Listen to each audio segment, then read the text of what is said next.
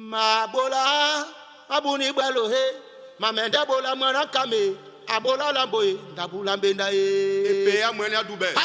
L'eau, ou Mindjin en langue bakoko, Madiba en douala, Malep en bassa, est un élément fondamental dans le processus de fécondité.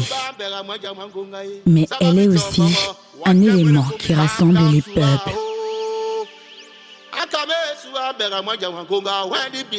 peuple qui vit au quotidien dans l'eau, avec l'eau, sur l'eau, qui voyage par l'eau, qui travaille sur l'eau, son travail principal étant la pêche et tout ce qui est lié au voyage, c'est-à-dire le commerce. Il ne peut être question ici que d'une bénédiction fortifiante. Traditionnellement, chez les peuples aquatiques, tels que ceux du littoral, l'eau est considérée comme un véritable patrimoine culturel. Le mot sawa lui-même veut dire du bord de l'eau. L'eau, c'est la propreté. L'eau, c'est la pureté. L'eau, c'est la sainteté. Ces trois concepts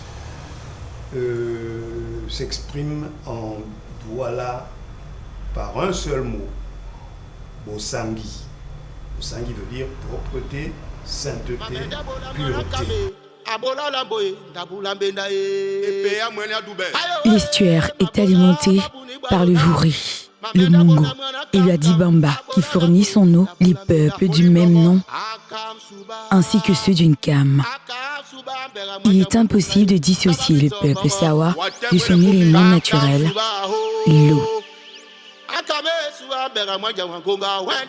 L'eau, la mer ou l'océan, on l'appelle en douala Dibakalaloba, c'est-à-dire l'alter ego du ciel. En effet, quand vous êtes en plein océan et que vous n'avez rien autour de vous, vous ne savez pas où est l'eau.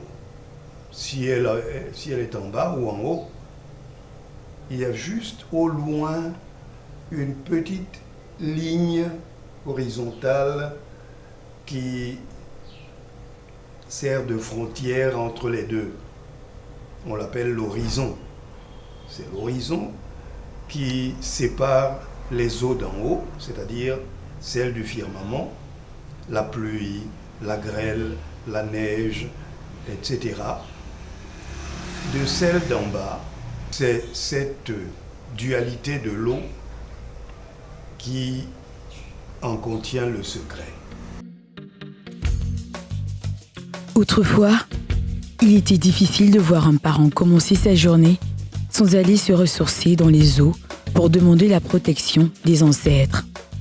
Tout cela nous met en position de spiritualité qui explique des rites tels que la bénédiction du fleuve, la bénédiction des êtres dans le fleuve. Au moment où on procède à un rituel dans ou sur les eaux d'en bas, les eaux d'en haut viennent se manifester par une légère pluie en guise de bénédiction. Et l'eau est toujours au cœur du rite.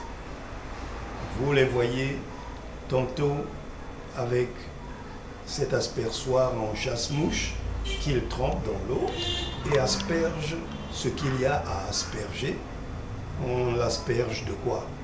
D'énergie bénissante. L'on raconte qu'il y aurait des entités protectrices dans ces profondeurs, du nom de Miengu. En langue française, on parle de sirène.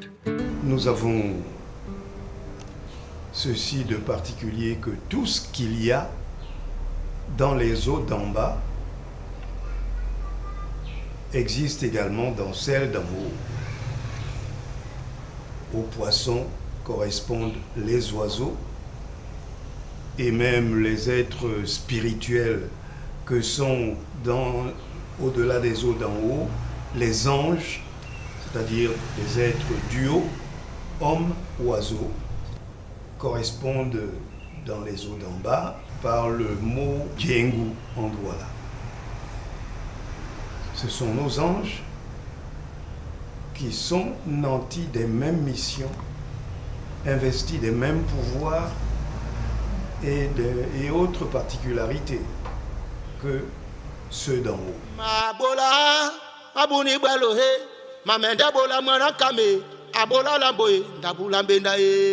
C'est donc à dessein qu'à chaque cérémonie, les initiés invoquent ces entités protectrices des peuples aquatiques.